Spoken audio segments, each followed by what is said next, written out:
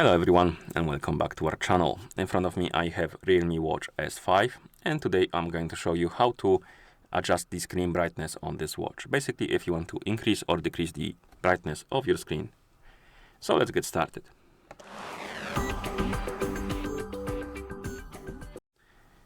First we need to wake up the screen, and after you wake up the screen you should see the current watch face. You can swipe down from the top of the screen when you see the current watch face to open the quick panel. And here on the panel, you will see a bunch of icons, and one of them will be the sun icon. This is the screen brightness icon, and if you want to adjust the screen brightness, you simply tap on this icon repeatedly, and it will bounce between different levels of brightness, as you can see. And at some point, you will also enable the auto brightness.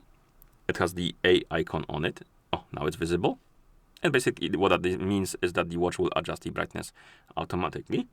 And then we have 1, 2, 3, 4, 5 levels of brightness beside the auto one.